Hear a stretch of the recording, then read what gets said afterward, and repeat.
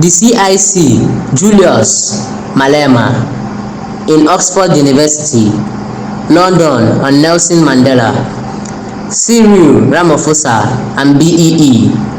In Oxford University, he addressed why Nelson Mandela sold out the Freedom Charter of South Africa and narrated why South Africans should not judge him so harshly, but instead continue from where he stopped. Julius claims that Nelson Mandela that South Africans are celebrating now is different from the one they celebrated before prison and during the prison. That he compromised the fundamental principles of the revolution. I think Malema made so much sense in this video. Some people used to think he was a madman for all his actions, but now they have realized there is a method of his madness, just like Mazi and Kanu of Biafra. Julius Malema is truly another African visionary political activist. He has the interest of the people at heart, and I hope that one day the South Africans will understand him better and give him the chance to rule the country.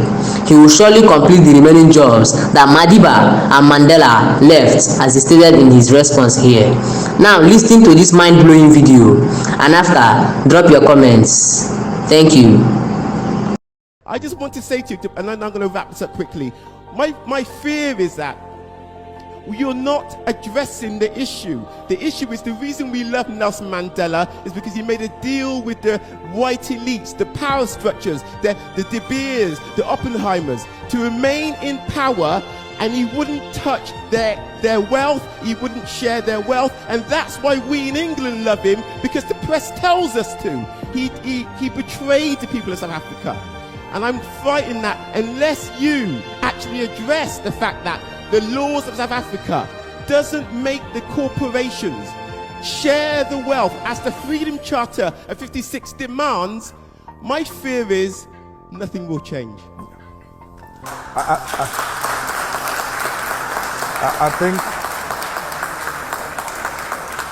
I think you captured it very well. There's no any better explanation than the explanation you have given. The deviation from the Freedom Charter was the beginning of selling out the revolution. But why did Nelson Mandela sell out the Freedom Charter? When Nelson Mandela returned from prison, he got separated with Winnie Mandela and went to stay in a house of the rich white men. He was looked after by the Oppenheimers. Nelson Mandela used to attend the club meetings of those white men who owned the South African economy at the time. He stayed in their complex. He stayed with them. He stayed in one of their houses. They had access to him 24 hours. And they told him that what he represents will not be achieved. And then that's when he turned against himself. Because the Nelson we are celebrating now is not the Nelson we celebrated before prison and during prison. It's a staged, managed Nelson Mandela who compromised the fundamental principles of the revolution, which are well captured in the Freedom Charter. The EFF subscribed to the Freedom Charter. The Freedom Charter has got a detailed explanation of how everything else is going to be achieved. The Freedom Charter is the Bible of the South African Revolution. Any deviation from that is a sellout position. So, unlike Nelson Mandela, we're doing what Nelson Mandela didn't do. We are happy he ushered in. We normally don't use those phrases like Mandela sold out and we are being too harsh, man. He was too old, he was tired. So he had to give in on some of the things. So he left it to us. We have to take it up where Madiba left it. And that's why Madiba said the struggle is not over. Madiba knew that there is an element of economic freedom that must be ushered in to complete the revolution. Madiba knew that political freedom is incomplete without economic freedom. So I wouldn't sit here and say Nelson sold out. I will say Nelson took us to a particular extent and then left it there for us to take it over. And we are here now. We don't say to Oppenheimer, this will happen, this will not happen. No. We come to Oxford University and Oxford Union and tell you what we tell Africans and what we tell everybody everywhere. The message is the same. We want the total implementation of the Freedom Charter. Those kids who demand free education, they are demanding the implementation of the Freedom Charter. Those who say, let's share in the wealth of the country, they are demanding the implementation of the Freedom Charter. I said to you, when I started, we are just continuing with the legacy of great African leaders who came before us. We're not going to compromise like Madiba did. We had, perhaps, it was necessary to have a cooling off period. We cooled off for far too long, 21 years. Now is the time to stand up and continue with the road towards economic freedom. It is possible. It is going to happen. The most reactionary institutions in South Africa, like universities, are beginning to listen. Well, those are the most arrogant institutions. They will tell you we're independent, we don't listen to those things. Academically doesn't make sense. And then they shut down everyone. They're being made to listen. Government in South Africa is listening. We marched to the Johannesburg Stock Exchange. We marched to the Reserve Bank in South Africa. We marched to the Chamber of Mines. I sit with you today. All of them are sending responses to our memorandum. All of them are beginning to say, we agree, we need to talk. But in the past 21 years, those were the most arrogant institutions.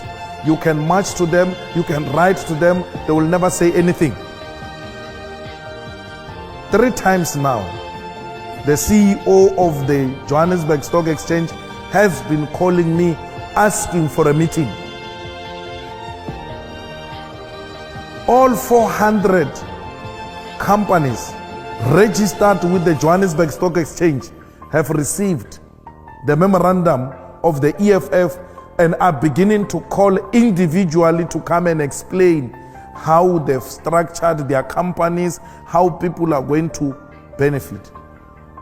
One of the things we demanded in our memorandum to these strategic sectors of the economy was that we want you to do away with BEE, the so-called Black Economic Empowerment, and empower the workers. We want worker share schemes. They're all jumping. No, it's not possible. What? We saying to them, hey, you are happy to give an individual shares in the name of BEE. We're just changing. We say don't give individual. Give to more people who are called workers. You have been doing it. Instead of giving Ramaphosa 10% shares, 20% shares, don't give it to Cyril. Give it to the workers who are making this company to be what it is. Just redirect the resources. Companies are beginning to say, well, it looks like this can be a best solution. Why are you happy to put money in the pockets of individuals and not communities and workers? Patrice Motsepe, today he's called a multi-billionaire in South Africa he has not invented anything. Unlike that young man who came up with Facebook. He has not invented anything. He just went to sell the color of his skin. I'm black. You have me here, I'll protect your company. I've got political connections. That's what Cyril did. Cyril Ramaphosa goes to London Mine and says, I'm black, I've got political connections, I will protect your company, give me shares. They give him shares on the basis of the color of his skin. The company gets into trouble with workers. The chairman of London Mine calls him from here in London. Cyril, you must now activate your contacts. You said you will protect our company. He is now under pressure. Yo, what do I do? Bring the soldiers, bring the soldiers.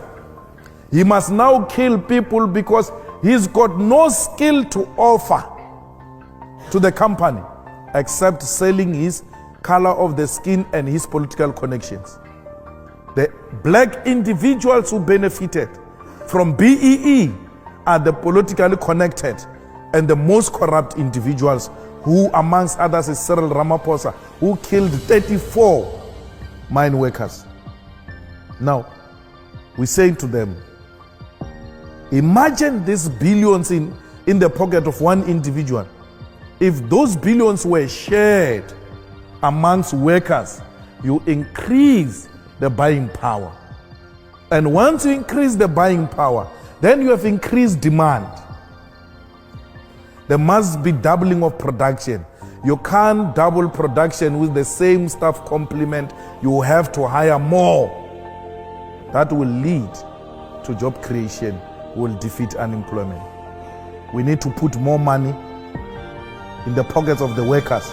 That is the most practical and effective way of redistributing the wealth in South Africa. More money in the pocket of the workers through their salaries, through their shares. That will do away as well with unnecessary industrial actions, which leads to serious losses in the companies.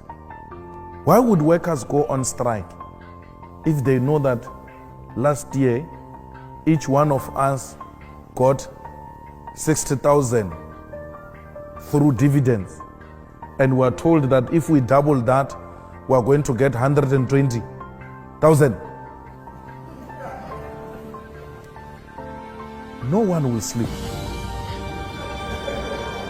They will all work for their money. And when a union leader who's obsessed with stealing workers' money through union subscription comes and mobilizes them for strike, they will tell him or her, hey, wait, that strike is going to affect the dividends. Because with those dividends, workers will do a lot of beautiful things. You must just see what they do with their 13th check, bonuses. Imagine they get bonuses and they still get dividends. You tell them to go on strike, you will be speaking a foreign language to them. They won't understand you. They will never agree to go into unnecessary industrial action. You have resolved production, you have resolved unnecessary industrial action, you have increased production. Let workers benefit from this wealth of South Africa. And there's no corruption there. We don't say BEE or individuals. No, we are not going to benefit anything as individuals. The money goes directly into the bank of a worker, not through any politically connected. You pay them dividends the same way you pay them salaries, same account number. You are guaranteed this money will not be reduced by a middleman in between called a trustee or anything of that sort. Workers themselves directly own the shares in the companies. And people are saying, look, this is the best way we can resolve a problem of inequality in South Africa. Richard, I will go to Henry Ford. Richard Branson says, you don't have to worry about customers. Just take care of your workers. They will take care of customers. Once your workers are happy, there is no customer that can come here and say, I'm not receiving a proper service. And once your company provides a proper service, it will always have customers. Henry Ford in Germany in America, no, when I was speaking to the Germans in South Africa, I was giving them an example of Henry Ford when he started Ford. I said to them, Henry Ford established Ford and said to its management, we have to pay these workers very well, because these workers must be my first customers. I shouldn't go around saying I'm looking for customers when I've got so many people working for me. These are the immediate customers. Then once these ones buy cars, the rest will follow. You've got people in South Africa who assemble German cars, Benz, BMW, VW. They cannot afford to buy the cheapest Tata. Leave those things they're assembling. Tata, Kia, the smallest and cheapest cars in South Africa. The people who assemble cars can't afford to buy those cars. And then you go around saying there is no market in South Africa, people are not buying it. How will they buy if you don't put money in their pocket? Have the same workers of BMW affording to buy BMW. They will not just afford to buy BMW, they will go and market that BMW themselves. Because workers are the best marketers, eh? They go around speaking good about their company and attract people to come and buy BMW. There's no market because you are not paying them well. Pay your workers. That's what we're saying to the companies. Pay your workers. They will look after you. They will look after your product. And when the revolution comes in South Africa, the workers will be the first ones to protect their own companies they work for, because they will know they are the shareholders. We shouldn't have workers as the first ones to destroy companies because they think these companies are useless, don't even add value in their lives, they are exploiting them. Workers in South Africa, if they are looked after, they will look after many families. In South Africa, you must know that when you work, you don't look after less than 7 people. 7 people you are guaranteed, they are your responsibility.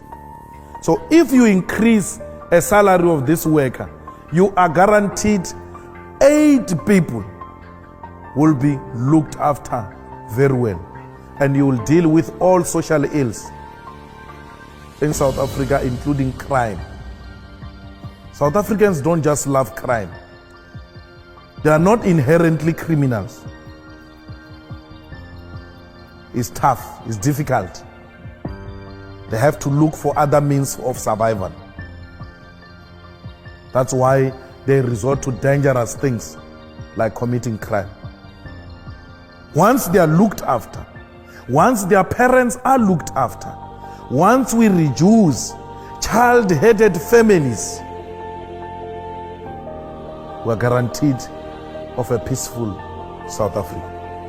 All these things we are asking for will lead to a situation where white people demolishes walls in their houses. All these things will lead to white people enjoying the beauty of their gardens. Because as it were now, they live in high walls, scared that they will be attacked by criminals anytime. Why would you be scared that a white person is going to attack you or a rich person is going to attack you? Therefore you are building a high wall because you are scared of a rich person. No, you can't be scared of a rich person. You are scared of the poor. And you know they will come looking for what you have in the fridge and they don't have at home. That's why you are forever living in fear. You want to enjoy the beauty of your gardens. You want to enjoy the beauty of your house. Let's look after each other. There will not be a need for township people to come and steal in the suburbs of South Africa. That happens because even those who are working can't afford survival. I mean, these people who come and work for you in this house in the suburbs, and you pay them peanuts, they are the ones who see all the beautiful things in your house. They are the ones who know the entrances into this house. They are the ones who know that today you are going for a holiday. They are the ones that know that you buy special grocery for your dog, yet you don't give them enough to go and feed their families, not dogs, families. Those are the people who need to be looked after. All of us who live in South Africa as a one big happy family.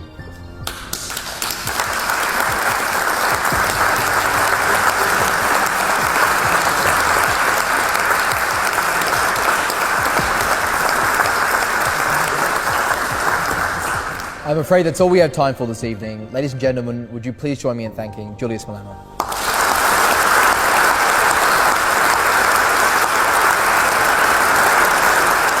Meanwhile, in another gist, the South African group has called for return of diamonds on King Charles's royal scepter.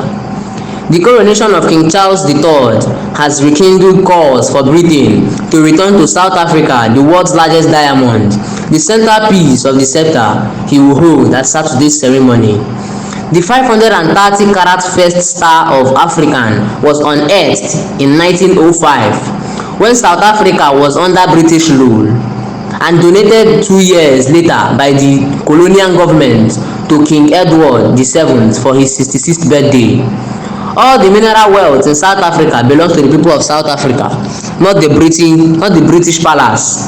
Lawmaker Voyaweta Zungula, who heads the African Transformation Movement, a small opposition party, told AFP on Thursday, "People have to die. Blood had to be split for those diamonds to find their way to Britain," he added. The first star of Africa was cut from the tray, 126-carat Cullinan diamond, the biggest diamond ever mined, weighing 621 grams in its raw state. It was sent to Amsterdam, where it was cut into 2 major stones, 7 gems, and 96 brilliants. Many were set in the crown jewels. The second largest stone adorns the front of the imperial state crown, and the rest were given to the members of the royal family.